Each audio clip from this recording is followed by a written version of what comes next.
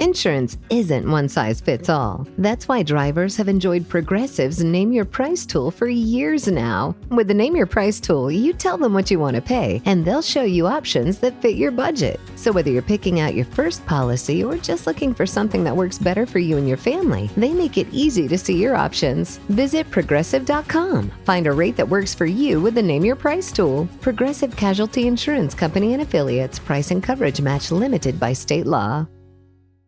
Pepsi Prebiotic Cola in original and cherry vanilla. That Pepsi taste you love with no artificial sweeteners and 3 grams of prebiotic fiber. Pepsi Prebiotic Cola. Unbelievably Pepsi. It's Monday. Doug's up making coffee, but look, Anna's back, OG. Anna's back. Hey. She's going to save the show. Again, thankfully. It's about time. Ready to go. You're here just in time for our salute to the troops. We got to do this one without Doug, so he'll be back in a moment. But raise your mugs, everybody. On behalf of the men and women at Navy Federal Credit Union who serve our troops and the men and women making podcast in Mom's Basement, here's to the people that kept us safe all weekend long while we were messing around. Thank you for all you do. Let's go stack some Benjamins together. Good evening. I'm Ron Burgundy, and this is what's happening in your world tonight.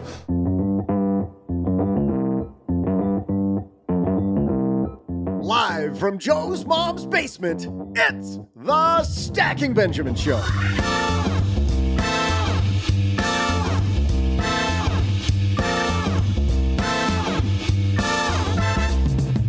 I'm Joe's mom's neighbor, Doug, and today we put you in the driver's seat with answers to your burning questions. From emergency funds to layoffs to whole life insurance to investing, we're covering what's on your mind. Plus, I'll also share a TikTok minute you won't soon forget, and then we'll have some eye-popping trivia for you. And now, 3 people who are here to help you make some eye-popping moves with your money. It's Joe, OG, and CFP Anna Allem.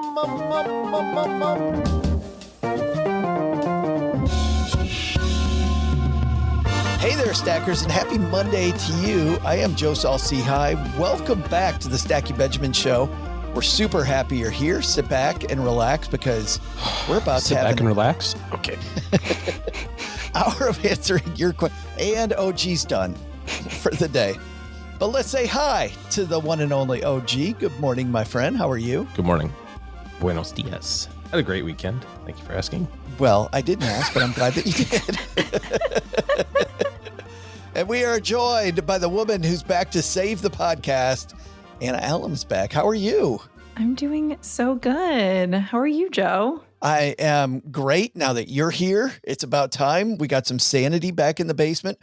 As you know, Mom's always happy when you show up for the show. She feels more at ease. So much more at ease. She knows the basement's going to be taken care of, that we're not going to mess around with the Nintendo.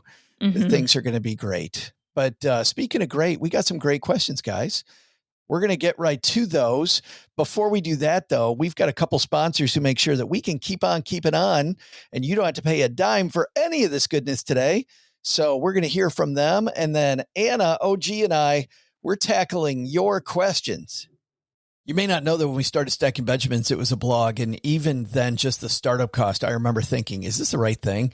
And what if I write things and nobody comes, right? Well, luckily, that didn't end up happening. But starting something new isn't just hard. It's terrifying. There's so much work. You're not sure whether it's going to work out. You're not sure if anybody's going to read it. And then we changed it to a podcast. Is anybody actually going to listen, right? What if nobody wants all the stuff that we have? Well, had I used Shopify, it would have been even easier because with their expertise, their helpful tools, and their easy-to-use platform, that's something that would have made Stacking Benjamins more effective much, much more quickly. Shopify is the commerce platform behind millions of businesses around the world and 10% of all e-commerce in the U.S. Names you've heard of like Heinz and Mattel, Shopify, Gymshark, Aviator Nation, Allbirds, also all Shopify. Get started with your own design studio with hundreds of ready-to-use templates. Shopify helps you build a beautiful online store that matches your brand style. And best yet, Shopify is your commerce expert with world-class expertise in everything from managing inventory to international shipping to processing returns. and beyond. And did I mention that iconic purple Shop Pay button? It's used by millions of businesses around the world. It's why Shopify has the best converting checkout on the planet. It also helps boost conversions, meaning less carts going abandoned and more sales for you. So you're stacking Benjamins much more quickly. Time to turn those what ifs into with Shopify today. Sign up for your $1 per month trial today at shopify.com/SB. Go to shopify.com/SB. That's shopify.com/SB.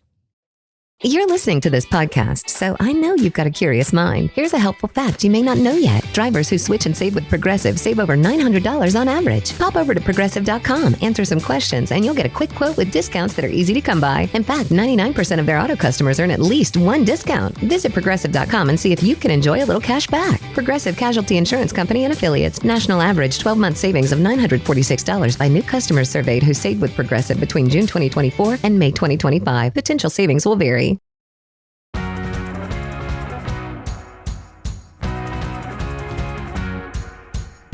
Let's begin today's Stacker adventure with Matt. Hey, Matt, what's on your mind? Hey, Joe and OG. Question about purchasing a whole life policy for your baby or really young children with an additional purchase benefit, with the idea of creating insurability for them for life, regardless of future medical history. Obviously, not interested in doing it for the whole life insurance for someone of that age, but curious if you could talk about the pros and cons of that additional purchase benefit. And if you weren't going to use this avenue to ensure insurability, like how would you think about working around this problem as far as saving in other ways or trying to better use the money that could be going into a policy of that kind? Thanks for all the help. Always enjoy listening. Matt, thanks a ton for the question. You know, it's funny, guys. God! No, God, please, no! No! No! No! Too many buttons, Josh. Tell us how you really feel, OG. Tell us how you really feel about that. I can't say it any more succinctly than that. That is about as succinctly as I could get. Well, let's dive into this for a second because we want to know why you think that way. I mean, here's the thing to Matt's point is that you have this child. The child might end up having one of a bajillion different issues along the way, won't be able to get life insurance in the future. One thing that life insurance salespeople tell you when they're selling children's policies is, hey, kid really doesn't need insurance, but you can get them locked in now and they don't have to worry about it later. And the cost of insurance on a child is next to nothing because once they get past SIDS age, sudden infant death syndrome age, the cost of the policy is almost nothing, OG. Right. But think about it from the perspective of what sort of, I guess maybe is the juice worth the squeeze here? You know, so you're right. There could be some sort of circumstances where from a insurability standpoint, either it's not, you know, you can't do it or it's cost prohibitive or whatever. But that's true for many, many, many people, right? That's not just your kid. That's lots of people have health issues in their 40s and 50s and whatever when you kind of need to have a sizable amount of life insurance. But the reality is that even if you could do it, or you can, you're not going to be able to get enough insurance to make it actually worthwhile because you still have to have an evidence of insurability for this kid. And unless your kid has some special talent, you know, and it's like a child actor or something, you have to have some reason to have a sizable amount of insurance. So if you... So you're talking about any number beyond like basic burial costs. Yeah. I mean, could you argue I need 50 grand? Sure. Could you argue 100? Probably. Can you argue 7 million? No. If you think about how much insurance you have, or maybe how much you're supposed to have, the way that we think about it is assume that you get hit by a bus, you want to pay off all your debts, you want to send your kids to college, and you want to maintain the same standard of living for your family for the rest of their life. That's a big chunk of money. That might be $2 million or $3 million or $4 million for a policy, a term policy for somebody who's, making good money and has a family. And so now add inflation to that for the next 40 years. To make it a reasonable dollar amount, right? So let's say that you say, well, I can get, I am going to have $100,000 of insurability for my kid, and that's good. And, if my kid can't get insurance, that's fine. But $100,000 doesn't do anything in the grand scheme of things in 45 years from now, when your kid is a middle-aged adult with their own family. I think it's a scare tactic used by the insurance agents to say, let's drum up some business. And we've got this new parent here who, is scared about everything. Understandably worried. Yeah. I mean, we were all parents, young parents once, and everything is new and scary. And, you're like, oh crap. We're like, what do I do? It's completely unnecessary unless your kid does something, like is an actress or an actor or something, and Sure. is bringing in a bunch of money. And even then, arguably, it shouldn't be your money anyway. That money should just be sitting in an account for your kid. Like, if you're living on your kid's money, I think that's kind of jacked up too. So Cheryl, anyway. my spouse, works in healthcare, and specifically healthcare for children. She can always identify the first-time parents because they are worried about every single thing, to your point, OG. Yeah. And then she can also quickly identify where it's like kid number 5, because the kid is running around the room, tearing everything apart and is ready to stick their finger in the light socket. And Cheryl's like, maybe they shouldn't do that. And the mom looks at Cheryl like, oh, let him do it. That'll learn them. They'll figure it out. But baby number 1 touches the wall and they worry about the bruise, Is this room baby proofed yet? I can't. Yeah. I have to take your baby in there. I don't know. Anna, when you first heard Matt's question, what was your first takeaway, your first thought? Well, I'm in this situation right now because I was pregnant 2 years ago and I had the letters in the mail from Gerber and all the other places that offer you a whole life policy. And I was like, this is a bunch of hooey. There's no way I'm going to do this. I don't need to get insurance on my baby. And insurability just felt like we're taking insurance a little too far at that point. And then I had a kid and she actually is uninsurable. She has a disease where when she grows up, she probably won't be able to get private insurance for life insurance, for disability. And I've thought about this. I was like, oh, should I have done that? And then I had the same thought as OG of like, okay, it's really not that much money. Most of the time when they're offering you something, it's like $50,000. And then if you do the purchase benefits, I don't know what those are, but it's not a lot of money when it adds up. And I've thought about like, what does her future look like? And any kid who has an issue or a young adult who runs into an issue before they put life insurance in place, what does that look like for them? It's just going to be maybe she's focusing a little bit more on employee benefits, and that's way more important to her and her spouse and trying to find that. Or maybe it's having a bigger emergency fund. Maybe it is just having conversations about the reality of their situation. There's a lot of people where they have to navigate life without life insurance. And life insurance is really important, but if you can't have it, it's not the end of the world. Like there's other avenues to figure this out when you get to that point. Like OG said, we have plenty of people who just can't get insured. That's what happens. And we just have to have real conversations about what life looks like without that person to support them. And so it's kind of what my thought was on that. Insurance companies, to both your points, are really good at math. They're super good at math. And they make sure that even if they pay out the death benefit, that generally they're going to come out ahead. And so I think our challenge is, how do we make sure we're good at math with our children? And if we do that, then instead of worrying about the life insurance piece, which I think a lot of families worry about helping them save early, worry about helping them get a good head start, worry about having enough money so that you're financially independent and they will be financially independent and you don't have to worry about the life insurance part. And I know that I can make it sound easy. It's not easy. Yeah, easier said than done. Right? Yep. But I think that by focusing on that piece of the puzzle, which people don't think enough about, like how do I get more savings for my child versus using that same amount of energy. And I think a lot of people think about it because of companies, Anna, like you said, Gerber and all these companies and the flood of stuff you get, all the fear tactics that you get around insurance. If we spent the same amount of energy that insurance companies help us have mind share on the saving part, we're going to do a great job. But overall, OG, you said you're not going to have probably enough insurance for later on, which begs the question for the adults in the room. Let's take the kid piece out of this. How do we figure out what the right amount of life insurance is for us, not for the kid? Yeah. Ultimately, it's not that complicated to think through. And you can just use experiences of other people. And if you don't have other people's experiences, you can use our experiences to help think through this. So the first thing that happens when any loved one dies, and I'm thinking about like spouse and you've got kids at home and that sort of thing. I'm not thinking about grandma and grandpa because that would be different. But I'm saying tragic, something crazy happens, car accident, whatever.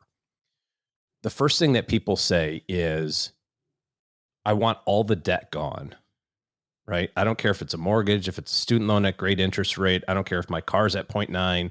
I just want to simplify everything. So I want to write a check and make all the debt go away. And largely that's a good idea. So the first thing that I would do is I would write up a list of who's all the people I owe money to. Those are the first checks you're writing. And I'm setting aside, obviously, final expense checks of hospital or, medical bills or funerals or whatever. But when the dust settles, I probably shouldn't say that, but when the dust settles, but I'm going to say it anyway. Literally, you're going to want to, write those checks. The second thing that people say is no matter where they are in their savings plan, they want to make sure the kids are able to go to college. A lot of times people have different goals for college education. I want to pay for all of it. I want to pay for some of it. I want junior to pay for some. We're going to take student loans. We're going to get scholarships. Universally, in my experience, the surviving spouse says, let's set aside enough money for the kids to go to college. I don't care if that kid is a year old or 17 years old and we've saved a bunch of money or no money. What goes in the bucket right now to go, college is paid for? And sometimes they even say, like, what if they want to go to grad school? Or like, I want my kids to be completely okay.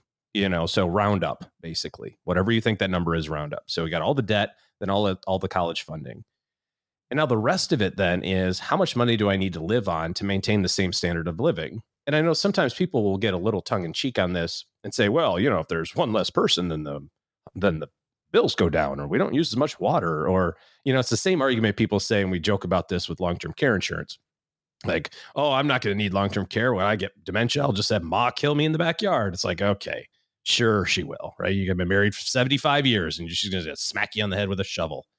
And now grandma's going to jail for murder, or whatever. So it's just not realistic. It's what people say to not have to talk about the thing that matters. But I would honestly look at your expenses. Now you don't have the debt and maybe you don't have the savings for the college fund, but I would say use that 4% rule. Maybe conservatively, if you're younger, use the 3% rule and say, if I don't ever work again, my spouse is gone, how much money do I need to have in my bank account every month to live the life that I'm living?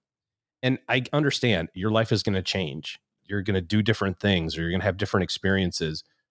But the thing that you don't want to do is you don't want to have to, because of obligation, go to work on Monday. And maybe you don't want to go to work the next Monday. And I fully understand that some people do go back to work, and they maybe go back to work sooner than other people. But the reality is unless you've actually been through this roller coaster, you don't know how you're going to respond. Well, that's a problem that I had when I was a financial planner, was that, the job of a financial planner is to create more predictable outcomes, right? To be able to help people build this runway and these milestones to get there. And so 6 months from now, we're going to be here. A year from now, we need to be here, and kind of to show the path that and we know the path is going to change, but to light up the path.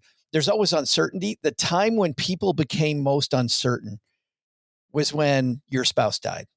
I had no idea what the hell you were going to do. And they think that they have the most certainty in that moment. Oh, I'll go back to work right away. We don't need that extra money. It's like, you will? Your wife of 30 years just got hit by a bus, and Monday morning, like, hey, Bill, how's the weekend? Oh, Ma died. That sucks. Anyways, let's make widgets. Yeah, let's go back. And maybe even going back for longer too. Maybe you weren't saving as much now because you have additional expenses, or you're trying to make up for the lost income. And now you're working until you're 70 instead of 60. Yeah. I'm just saying, have the flexibility. Mm-hmm. Well, and I have seen some people go back to work right away and bury themselves in it. Like the work is what. You don't have any idea how you're going to respond until you have to respond. I remember one client I had, it was 2 years, 2 years to just begin uncovering the feelings and getting. But I will tell you the one thing that everybody says. So you have the proverbial meeting of like, here's the money. And it's not in person. There's not a big check. It's not like Ed McMahon with balloons at your door. Like, here's your prize. Congratulations. Here's your prize. Your spouse died. Congratulations.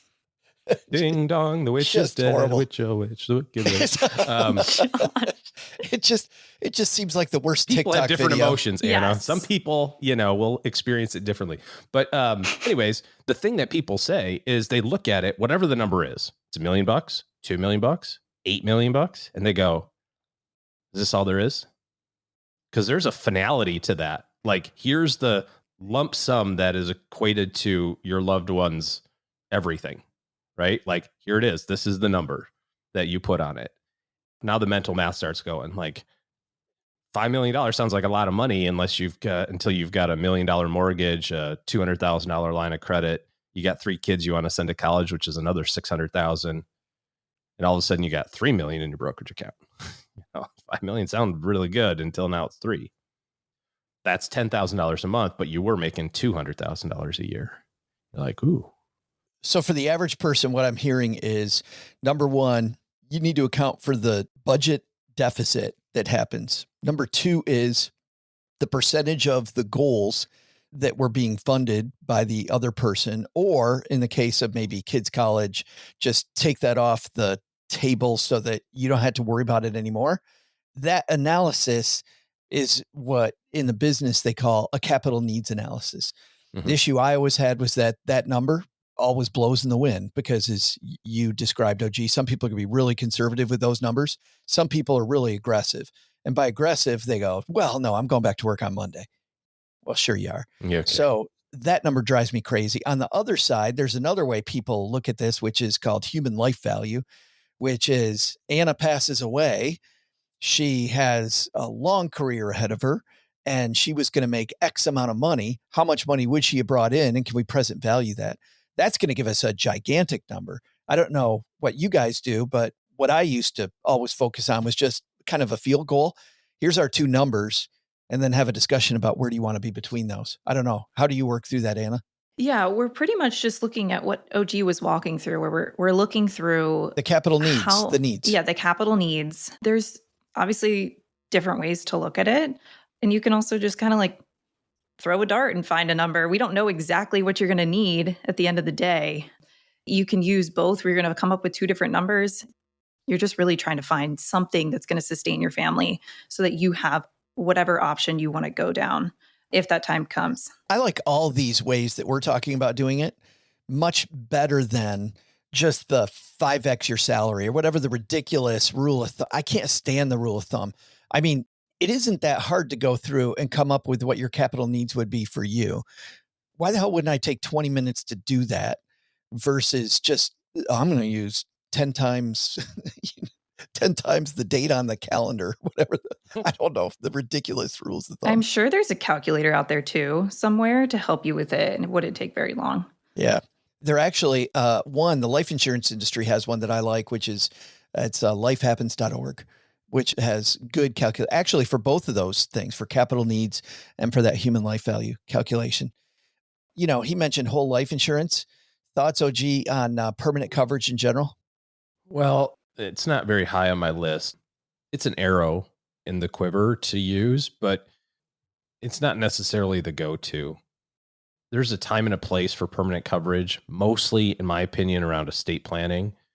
But for most people, because as their financial status continues to grow throughout their life, in theory, their need around covering other things will go down, right? I've got a kid in college already, so I only have to fund 2 colleges. Well, I got a kid that's a junior, so that one's pretty well squared away too.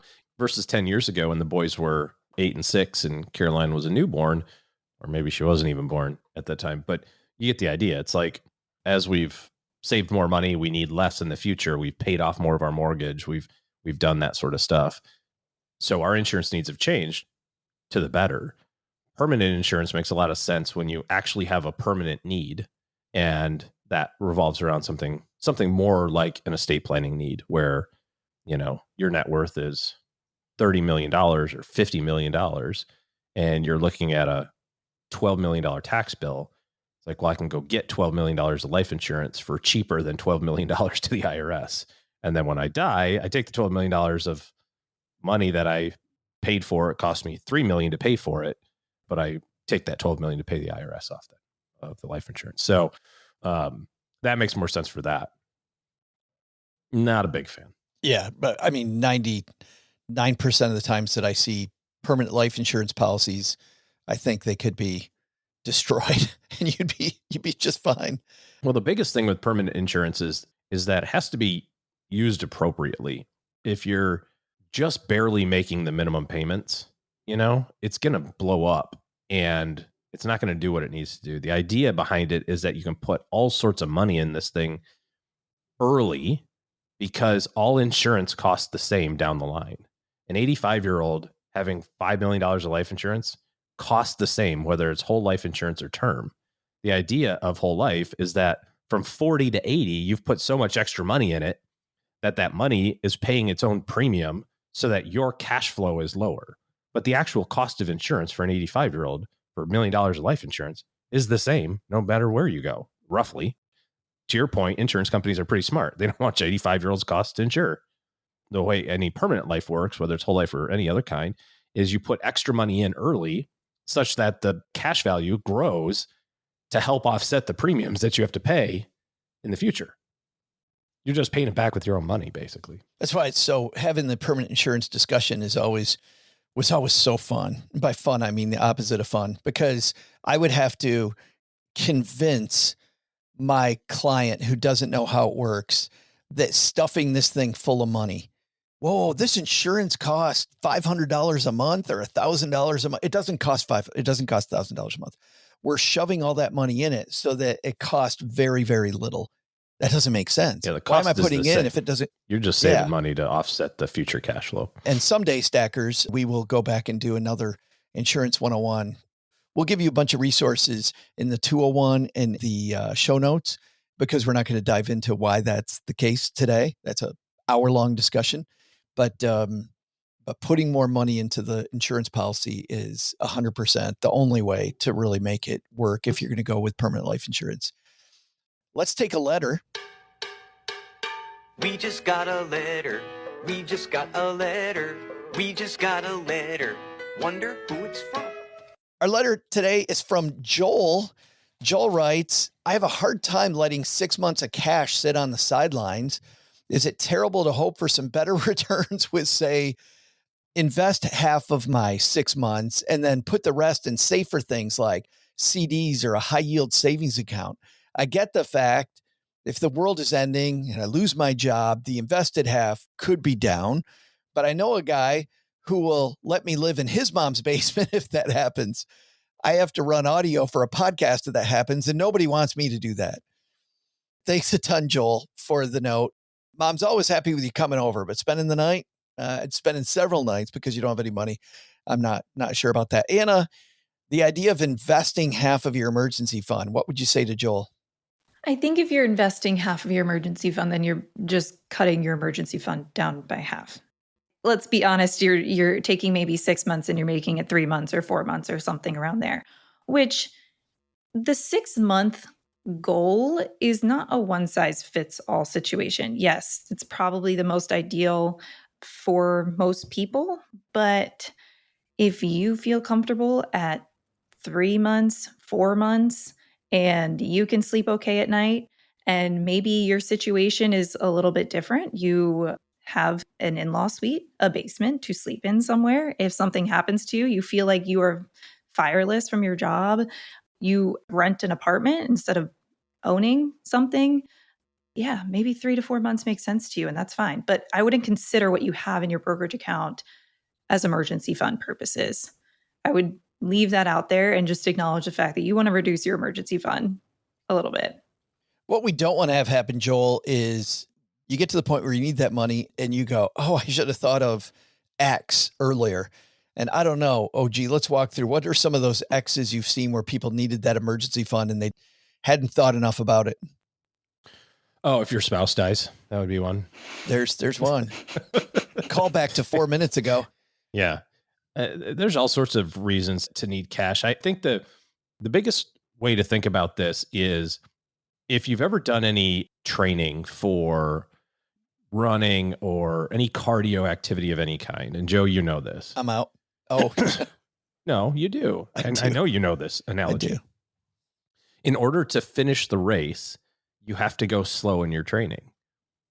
You have to go slow to go fast, right? It's all about the base building. If you look at a training protocol for how to run a marathon, it's not go run as fast as you can for 26 miles.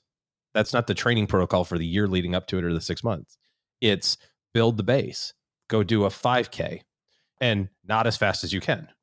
A slow, measured pace. You're trying to build the base so that you can train your body to use the right energy sources.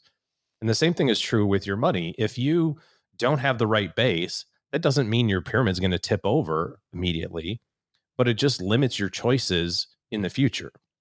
I don't have a dog in the hunt. 3 months, 6 months, 12 months, 18 months. There's, like Anna said, there's a bunch of circumstances there. If you work in a job where it's a, virtually guaranteed career and there's no chance of being fired and you make a bunch of money and you don't spend a lot, then you probably don't need a lot of emergency fund. We've had clients that have paid off their house, which is the major expense in their, the number one expense of their month. They go, oh, my house payment's paid off. I don't need to have 6 months of mortgage payments anymore.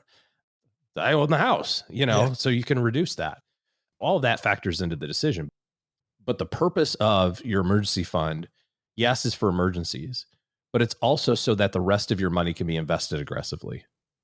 And really, that's the benefit of having cash on hand, is so that you don't have to say, well, can I get a little bit more? Can I take, let's say that your cash reserve is $5,000 a month. That's your spending. And you've got 6 months worth of that. So you got $30,000 and you're going, man, 30,000 sitting in my checking account sucks. Maybe I'll put that in a high yield account and I'm going to get 4% a year. All right. That's $100 a month of interest. Okay. Better than a sharp stick in the eye. We'll take it, right? It's a good high yield interest rate right now. And you say, well, but half of that money, I want to get 5% on. I really want to, I'm going to stick it to the man and get 5. It's like, okay, what did we do here? We added complexity. You added another account. You put it in a different place that's not easily transferable or accessible, or you got to have a different screen for, whatever the case may be, all to get an extra $150 a year of interest, like $10. Is it worth it, right? Versus the volatility that you just introduced. Or you say, well, that 15 grand, I want to invest it. Like Anna said, now that $15,000 allows me, that cash reserve that's nice, safe, and secure allows me to be fully invested with the 18,000 or the other 15,000. And that's really the big difference. The emergency fund allows you to be fully invested with the rest of your money and not take half measures. Whatever your number is, draw a line in the sand and be okay with whatever that number is, but be realistic with it and call it how it is. You're not investing half of your cash reserve. You're just lowering half your cash. You're just going from 6 to 3, which is fine. It's okay. I like the analogy around running. My general philosophy around getting ready for anything is when I go out and train, to your point, I start off slow, OG, and then I ease up from there as we go. Like you start out slow and go slower? Yes, absolutely, 100%. Yeah. But that's true. I mean, I say that, kind of being funny, but that's the way to run, isn't it? Start out slow and go slower. Everybody who trains knows this. But you said run slow to go fast, and I get the analogy, but for me, it's run slow to go even slower. I used to run slow to go fast, but no longer. And it strikes me, I don't know, I think the number one thing people don't think about is the risk of disability. Like that's the one that's persistent throughout your career, I think. With a disability, there is obviously, going back to the insurance conversation, you can have a long-term disability policy in place. Typically, there's a waiting period until that starts to pay out. So you need cash to, even if you have that insurance policy in place, you need cash to get you through that 180 days to get you to that point. And then on top of that, you're not getting your full salary in a disability payout. Sometimes even if it's not set up correctly, it's taxed on top of having only a percentage of your previous salary. So you definitely need a nice chunky emergency fund for that time period of potentially happening. That can definitely come into play with some sort of disability, whether it's just a short term, you don't even get the policy paid out, or if you don't have a policy in place, even more important to have something there to support you. Well, it even strikes me as you're talking, this is the thing. It's not that, oh, gee, you're talking about 4 and I'm going to eke out 5. it isn't the crappy interest rate that we're after with our emergency fund. I think one of the true rates of return to me, and you mentioned one of them, is I can be more aggressive with the rest of my money. Because what's the thing you hear from people all the time? What if I need it? I can't be aggressive because what if I need it? No, you're not going to need it. We put 6 months over there or 3 months or whatever the number is. But the second thing is, I also then don't need, Anna, to your point, I don't need the short-term disability policy because I just self-insured through my emergency fund. So there's some money that I'm not spending. I can raise the deductibles on my homeowners and my car insurance. There's money I'm not giving to insurance companies anymore because I have that money sitting in the emergency fund. I think the ROI is not what I'm getting through the credit union, the bank. The ROI is all the money I'm not spending because of the fact that I have this money sitting there. Yeah. I think that's a much bigger thing. It's almost like, I know we're really harping on insurance here, but if you look at your emergency fund as if it is insurance, you're self-insuring yourself. And the premium that you're paying on that is the growth that you're missing out on with not investing it. And that 4% or whatever it is that you're missing out on is basically just what you're paying in order to be able to be more aggressive or in order to raise your deductibles or just have more peace of mind. Coming up in the second half of today's discussion, we're going to have our TikTok Minute. I know OG can't wait for the TikTok Minute. He's a big fan of TikTok, and I don't know if you know that. And then we're going to ask again about another question on emergency funds and a question about buying a house. All that, but Doug, where the hell have you been? It's about time, man. Get down to the microphone and let's get some trivia on. What do we got today? Hey there, stackers. I'm Joe's mom's neighbor, Doug. And speaking of insurance, the very first automobile insurance coverage was sold on today's date back in 1897. Gilbert L. Loomis of Dayton, Ohio was the first purchaser, buying $1,000 of liability coverage for a whopping $7.50. He bought it from a company with a logo that's simply a red open umbrella. What umbrella-wielding company did Gilbert purchase his policy from? You didn't start a business just to keep the lights on. You're here to sell more today than yesterday. You're here to win. Lucky for you, Shopify built the best converting checkout on the planet. Like the just one tapping, ridiculously fast acting, sky-high sales stacking, champion of checkouts. That's the good stuff right there. So if your business is in it to win it, win with Shopify.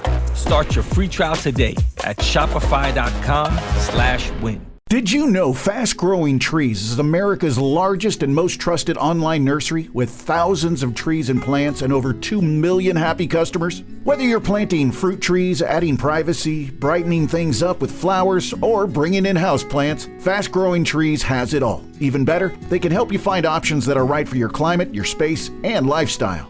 Click Order Grow. Every plant arrives healthy with the Alive and Thrive guarantee straight to your door. So if you're ready to get planting, this is the moment. Right now, they have great deals on spring planting essentials, up to half off on select plants. And listeners to our show get 20% off their first purchase when using the code WWO at checkout. That's an additional 20% off. Better plants and better growing at fastgrowingtrees.com using the code WWO at checkout. Fastgrowingtrees.com, code WWO. Now's the perfect time to plant. Let's grow together. Use WWO to save today. Offer is valid for a limited time. Terms and conditions apply. Go to growingfasttrees.com for details. This episode is brought to you by Indeed. Stop waiting around for the perfect candidate. Instead, use Indeed sponsored jobs to find the right people with the right skills fast. It's a simple way to make sure your listing is the first candidates see. According to Indeed data, sponsored jobs have 4 times more applicants than non-sponsored jobs. So go build your dream team today with Indeed. Get a $75 sponsored job credit at Indeed.com/podcast. Terms and conditions apply.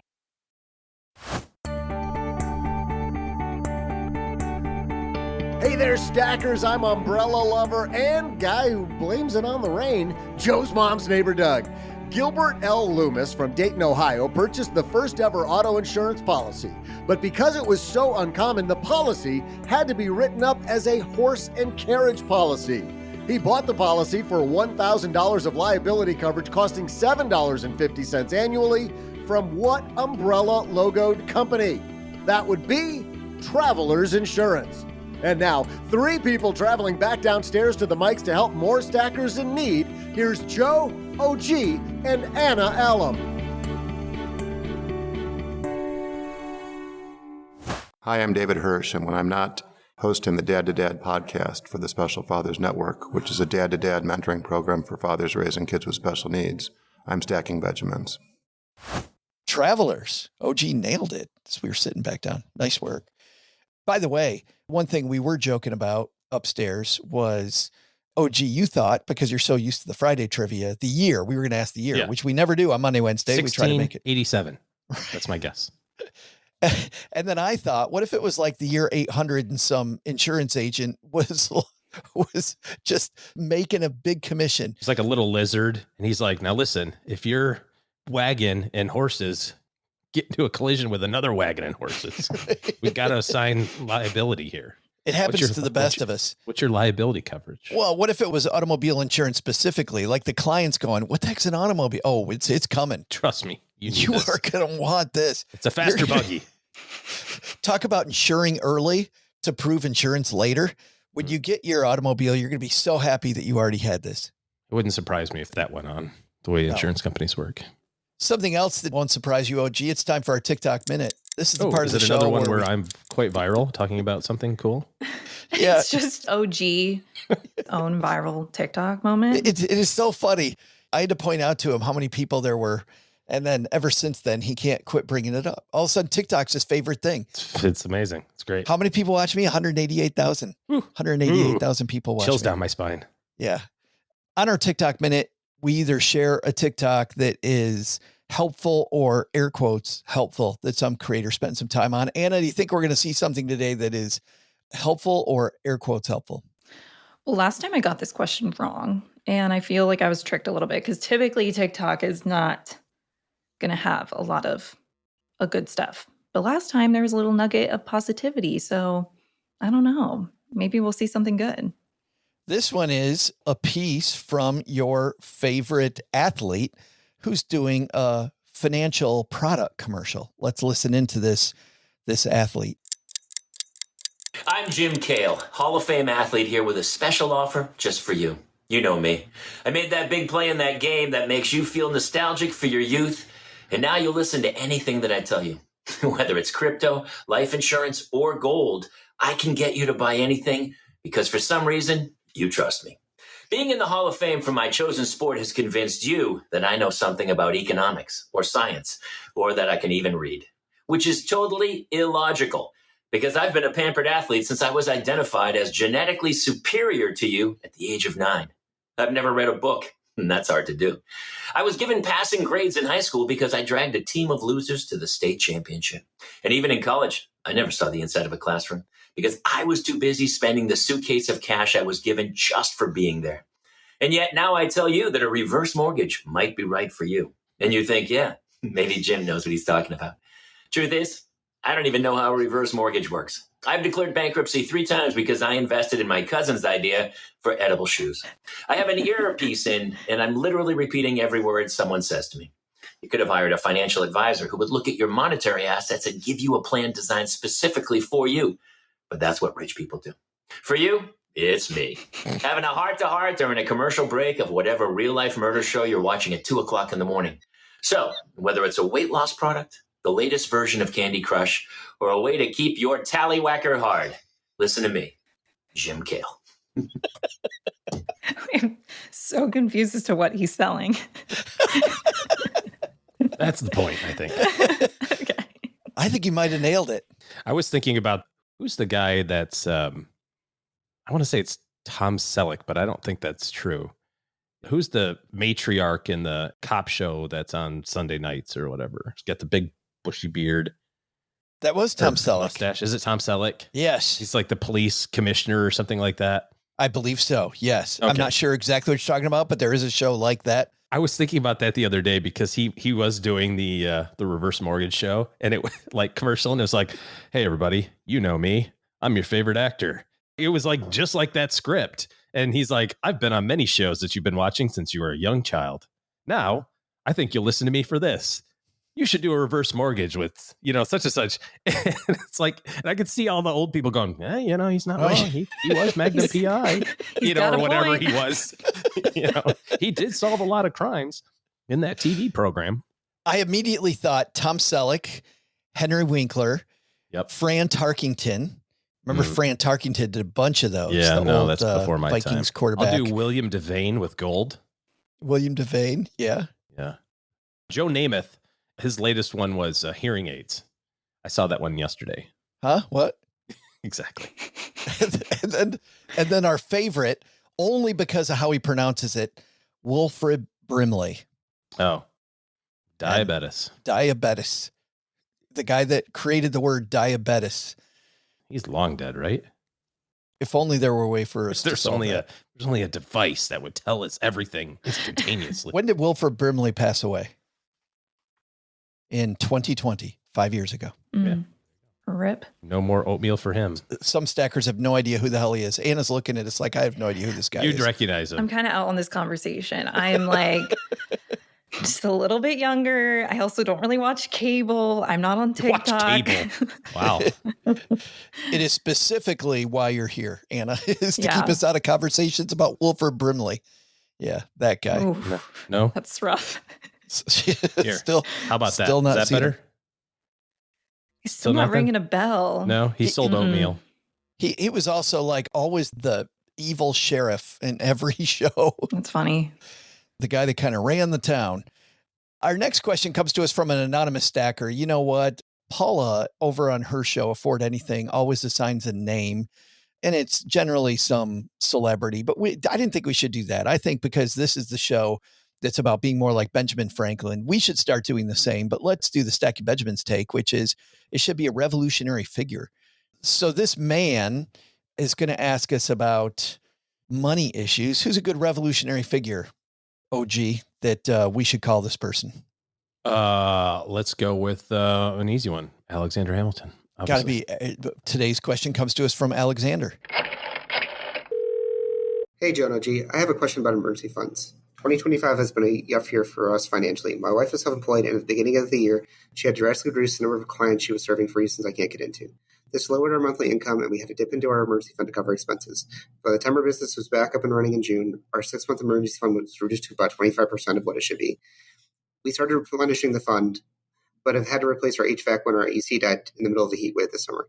This will cost us around $17,000, which we are financing, but we also had $2,000 to $3,000 in car repairs that we had to cover as well. Our fund is about 25% of what it should be still, but I should be able to fill it up when I receive my end of year bonus.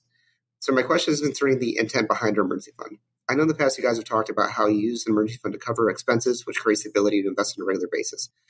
I always thought an emergency fund was something you didn't touch unless there was a true emergency, but I've realized that's actually how we're using ours for the past several years. I'm fine with this approach, but how should I prepare for those true emergencies that can really damage our finances? I'm talking unexpected medical, home fires, home repairs, natural disasters, those kind of things. Would it make sense to have a separate super duper emergency fund that we never touch unless disaster strikes? Or should we just have a policy that says we use our fund to cover monthly overages in our budget and then pump the brakes when we have reached a certain dollar amount or loss of money in the fund? I know this all comes down to personal preference and there's no answer, but thought this was an example of why having an emergency fund is important. Thanks for your thoughts. Alexander, thanks so much for the question. We talked about emergency funds before Doug's trivia question. I mean, this is exactly what happens. The reason. It's like this should have been the first question to answer. We should have just played this for the question before. Yeah, hey, Joel, listen to Alexander. This is what could happen. Life has a way of the second you deplete the emergency fund of other things coming up. And if you don't have one, then you have this one setback.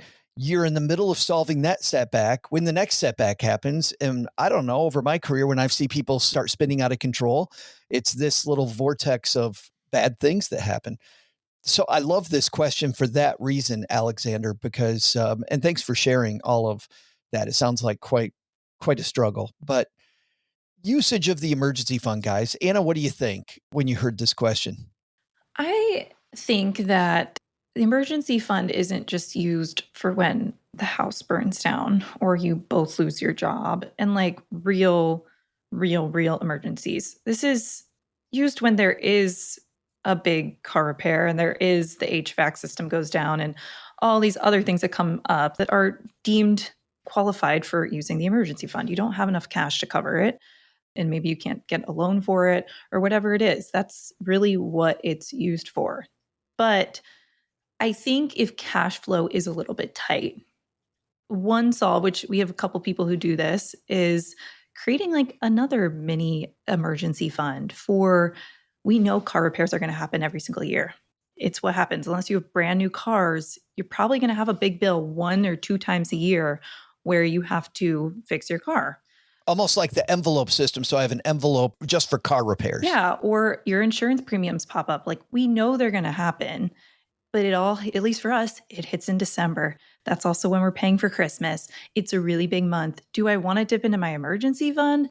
No, I know it's going to happen, but it's not happening on a monthly basis. So it's nice to maybe, I don't want to complicate things for you, but if cash flow is tight, it might be good to have another little chunk of money set aside that you dip into first.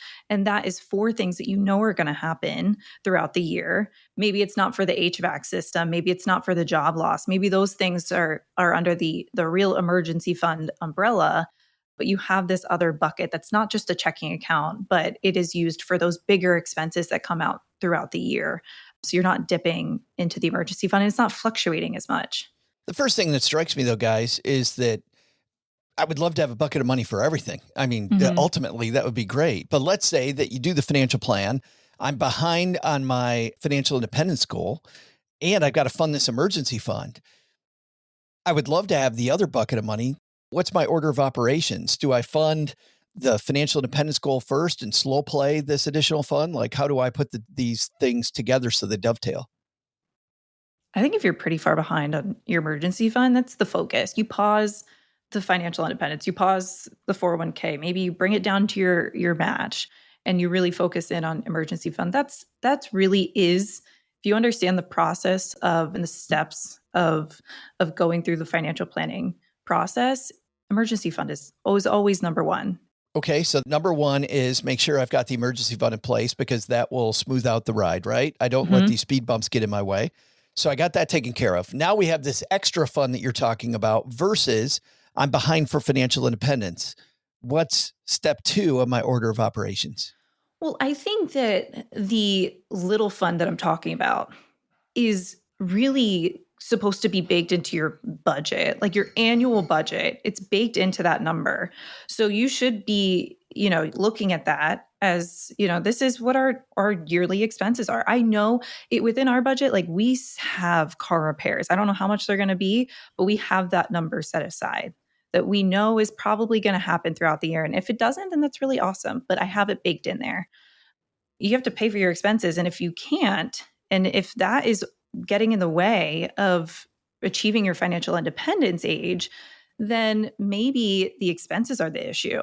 And maybe we need to look at this again and figure out, okay, what's going on here? We're not able to save into our 401ks or into our 403bs, whatever it is. We're not able to do that over the long term, like year after year, we're struggling with this, then maybe that is an expense issue. But it sounds like for Alexander, it's more of just like, this is a one-time situation and they're just kind of getting thrown at everything. Yeah. And it's just focus on, getting everything sorted out in terms of cash, and then you'll get back into it. And don't lose your motivation and don't lose steam as to being able to get back into that, because this might just be a blip in time. I think a lot of people don't think of this as a budget item. I like that clarification that, I'm going to spend this money by the end of the year. Just this envelope might fill up a little bit, but hey, then the money's there when I need it. It should be a part of your budget. That I think is the biggest distinction here, is talking about emergency funds for quite literally the emergencies. And I think ultimately you could even say, isn't there technically an amount that I should put away for HVAC repairs? Like, I got to assume that once every 15 years, I'm going to have a $17,000 expense. Like, okay, technically you're right. But you could string this out forever. Yeah. At some point, I'm going to want to retire. So shouldn't I have a monthly? Someday in the future, I'm going to have groceries shipped to me. So I think those things are true emergencies. But the reality is that a lot of times people don't account for the annual expenses or semi-annual expenses in their normal budgeting. if I ask either of you guys how much your spending is, your go-to answer is probably what your charge card bill is, right? Like you got an idea of how much the Amex is or how much the Visa bill is. You say, we spend like $5,000 a month. Great. But you also have property taxes and they're due in December, and you have car insurance and that's due in May, and you go on vacation twice a year and those are big lump sums. That's part of your spending also. And so you have to be very realistic with yourself when you're building this out and say, yeah, I can make a little note card of all my monthly expenses. That's totally great. But then be sure to include those annual expenses. And if you don't have a way to account for those in your monthly cash flow, or you say, oh, I don't pay my property taxes until I get my bonus at the end of November, and that's how I pay my property taxes. I mean, that's a little slippery slope anyways, but you need to put that as part of your cash flow. And if you need to set that money aside so that it's literally there for that normal cash flow expense, okay, fine. You can. That's kind of like the envelope strategy or YNAB, or every dollar has a purpose every single month. But I wouldn't have extra cash reserve for the sake of extra cash reserve. That's just opportunity cost loss. Yeah, there can be such a thing as too much here, because you're going to need... You could say, and Anna, I know that you have this too. On occasion, you'll have the client conversation and they'll say, yeah, but we're thinking about doing the Alaskan cruise in 2028, so we should set that aside, right? And it's like, are you going to Alaska in 2028 or are you not? Well, I don't know. We're thinking about it. It's like, then no. Like, this is, if you start going, well, maybe in 2030, I might do this, and maybe I should probably have a little bit of extra set aside. You start building out these cash buckets and you end up with all your money sitting in cash because you go, well, every single month I spend $10,000 a month. Shouldn't I have 2037's $10,000 setting aside, because I might need it? I mean, technically it's out there, but that's long-term money at this point. So think about your expenses in the future, even if they're one-off expenses, as where do they fall? Are they 0 to 3 years, 3 to 10 years, or 10 years plus away? And if it's 10 years plus away, that stuff is long-term money. Just like make it be long-term. If it's in the next 3 years, the alternative thing that happens too is people say, hey, I want to buy a house. I'm going to keep my money invested. It's like, whoa. Yeah. No, don't do that either, because how committed are you to buying this house in 24 months? Oh, absolutely. We're 100% going to do it. It's like, well, what happens if you get there and you have 20% less down payment than you thought? Because that could happen. So if you've got that 100K, that's going to be your house down payment in 2 years, that money needs to be in cash. Yeah. And answering that question, how you answer that question is the key. If it's down and I'm okay with that, I'll just wait longer. Yeah, just like I'm cool with waiting 3 to 5 years. Okay. Then you're great. YOLO, have it. College expenses, right? We advocate strongly to have, when you're a freshman in high school, you have freshman and college money sitting in cash. Whatever you're, if you're setting aside 529 money and you say, well, aren't I giving up 3 years of market growth? Yeah, probably. Unless those 3 years are 2007, 8, and 9, in which case you're like, thank God I had that money in cash, because otherwise I'd have half the money for my kids' college when I got there. That's the trade. The trade is I'm taking some risk off the table for a guarantee. And that's the capital markets at work, I can see you, OG, as dad. Just if you'd done that. I got good news and bad news, son. Remember that whole A&M thing? You get to wear this sweatshirt. I got you an A&M sweatshirt. Because the bad news is dad went long on some options that didn't quite play out the way that we thought. My bad. That's on me, coach. Turned out the parlay in that second race. The third horse in the second race didn't post the way that I thought it would. If that stupid thing had done what we needed to do, your college dreams would have been better funded. Last question of the day is from a woman who also wanted to be anonymous. We need a woman who's a revolutionary figure, Anna. Would Betsy Ross? Betsy. Close enough. Yeah. I'm sure this question came from Betsy. Not really, yeah. There it is. She was a revolutionary figure, 100%. She may have been a little earlier, but... Well, that was a revolutionary time period. I mean... You're right. And I just feel like that makes sense since I'm outside Philadelphia. Well, perfect. She sewed that flag here. She has a house here. This is from your neighbor, Betsy, then, Anna. Betsy says, thank you so much for your hard work and for being awesome. I can't think of any insults like most people do because y'all are great. That's very nice. I love how she qualifies. I know I'm supposed to insult you here, OG. It's okay. But I can't think of one. I heart each of you equally, especially you, Doug. I'm so glad Doug's not down here to hear that. I'm considering buying a new home, and our realtor suggested not using a mortgage this time around because our current house is paid off and we're financially independent. I didn't know this was a thing. That I could wait, I can just write a check for houses? Wait, what? That is incredible. Isn't that cool, though, that you're so used to the fact that I have to have debt for this purchase going, wow. Wait, I can just, you guys will just take a barrel full of cash?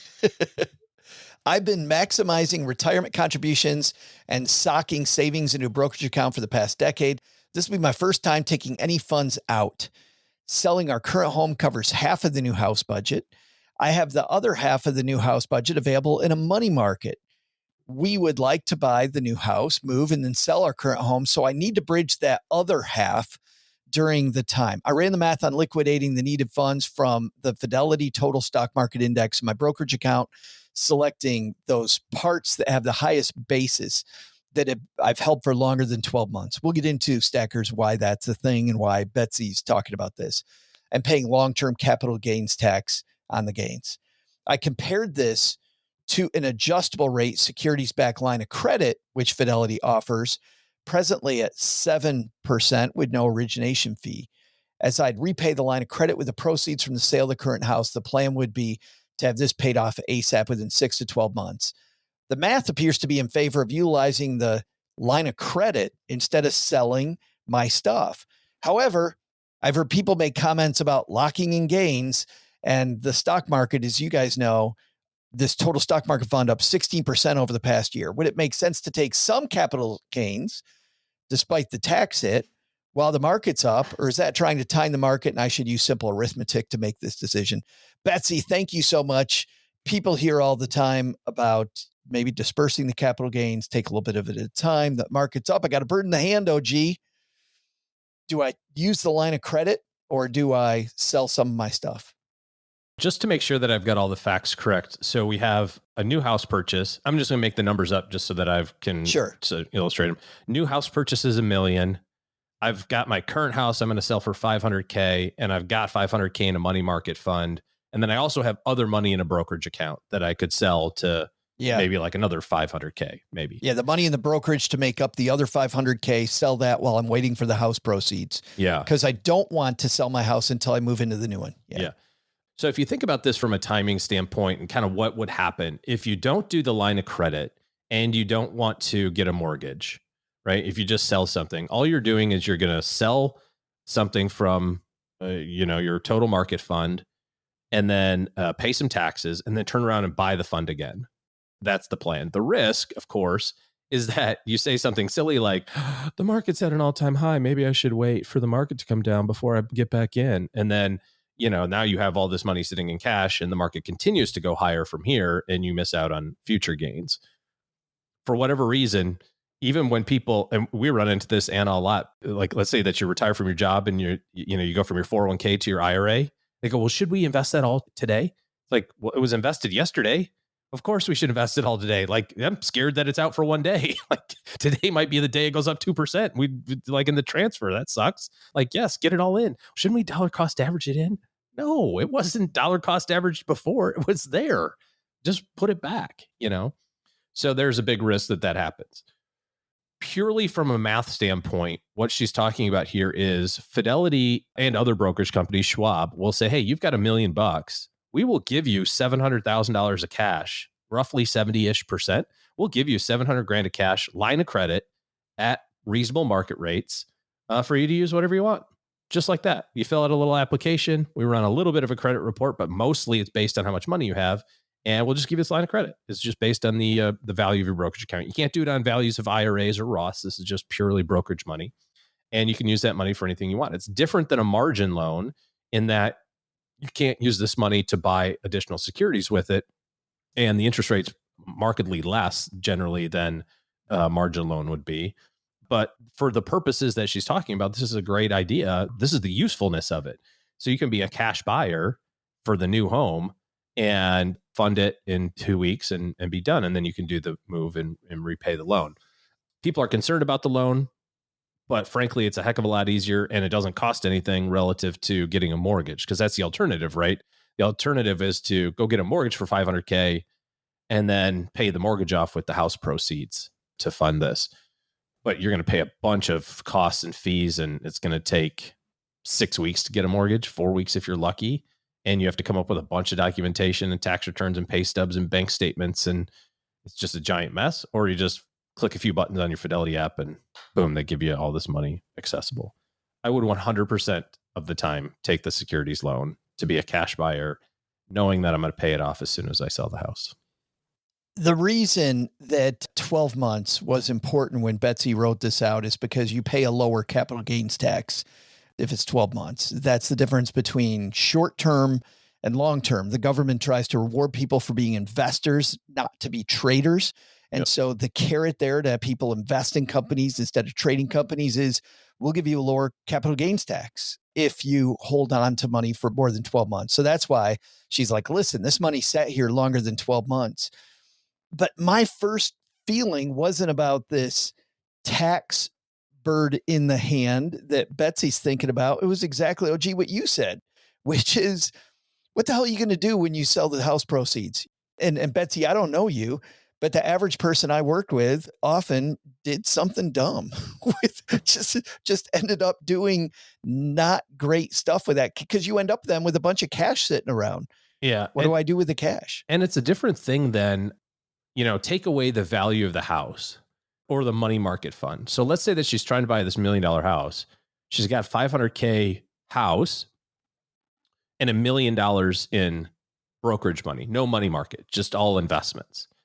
If that's the question, hey, I don't have any liquidity, I've just got investment money. Should I sell the investments to buy the house and pay taxes? And, I got half of it. And should I sell the other half? That's going to come down to personal opinion about debt. And it sounds like she likes the fact that the house is paid off. Yeah, there's going to be a little bit of a tax bill on the money that you sell. And there's no money going back. You know what I mean? Like, this is selling it or not selling it. Yeah. And so then the question is do I want to be debt free, or do I want to have a loan payment associated with this house? Because my net worth number is the same, right? It doesn't change my net worth. I'm just moving money around on the Monopoly board. And she's still financially independent after this move. Yeah. Yeah. Assuming that that's all the case. Right. Yeah. So that's a whole different thing. In which case, then, yeah, I would sell it. And I wouldn't look at it from the perspective of like, the market's at all-time high. Should I do this? It's like, well, the money is there. This is what it's for. It's for me to use and move about as I please. And again, you're not doing anything with your net worth by not having a $500,000 loan. Instead of having $500,000 invested in 500 companies, you have $500,000 invested in one single family house. Okay. Not how I would do it, but that works from a net worth standpoint. But she's talking about, should I sell this to turn around and rebuy it again? Because she has the liquidity to pay all of it off in cash. Take the loan, like do the securities loan and be a cash buyer, sell the house as quickly as you can, and pay it off. Anna, you're nodding as well. Yeah, I agree. Simplicity wise, this makes the most sense. I don't even think it comes down to the math. Like, she mentions the math a couple times in her question, and it's really about this. Although not intentionally trying to market time, it is market timing. I don't think it's the best move because you're going to have a lot of anxiety around it too. Once you get to the point where you sell off your house, you're like trying to make a decision around what to do with the money, put it back in. Like OG was saying, I think simplicity wise, open up the security back line of credit and move from there. Thanks a ton for the question, Betsy. Thanks to everybody for the questions today. Such great questions from our Stacker community. If you've got questions, head to stackingbenjamins.com/voicemail. That gets you on the show. And if you want to write them, you can write me, joe@stackingbenjamins.com. But we definitely prefer that you call in. And because of that, you know what? If you're brave enough to call in, we give you some swag. We give you some swag. So 2 people going home with swag today and 2 are not. But thank you to all of you for contributing to make this a great show. Anna, people want to know more about you, more about your practice. Where do they find you?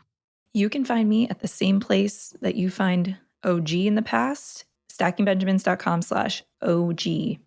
I feel bad for you having to share a link with OG. I know. It's way better than you think.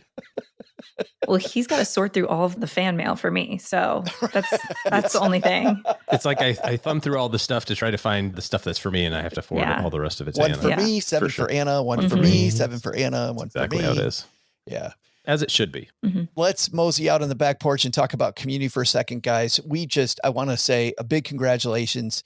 Cole and Chris, the creators of our Seattle Benjamin's After Dark meetup group. Oh boy. They had their first meeting last week. I saw the photos. It was a huge success. And so congratulations to those two guys. I know they worked really hard, and congratulations to all our stackers in the Seattle area getting together. Super fun. And if you want to be a part of that, if you're in the Tacoma, Seattle, greater area, if you go into Facebook and put in Stacking Benjamin Seattle, you'll come up with the link for the Seattle meetup group. So go join the group online. There's a ton of perks, not the least of which is you get to hang out with Chris and Cole, who are two really cool stackers putting this together, and stacker Rebecca, whose idea it was to have a meetup group in the first place. So congrats to them. We also have a meetup group in the Twin Cities. Same thing. Just put in Stacking Benjamin's Twin Cities and you'll find that meetup group, and several more guys getting ready to come online. Benjamin's After Dark. I don't think that means what you think it means. It just means Stacking Benjamin's people meeting after dark. Of course. What else did you think it meant? Anna, thanks so much for hanging out with us today. It was so fun. Such a blast. Great time. Thanks for helping all of our stackers. And Doug, oh my God, look who's coming back down the stairs. Where have you been? What the heck have you been doing? Time, Doug, for you to take it from here. What are the 3 things that should be on our to-do list today? So what should we have learned today? First, take some advice from the team. Permanent life insurance? It can work, but most of the time sticking with term insurance is your best answer. The bigger win? Getting the insurance you know you need. Get that done, stacker.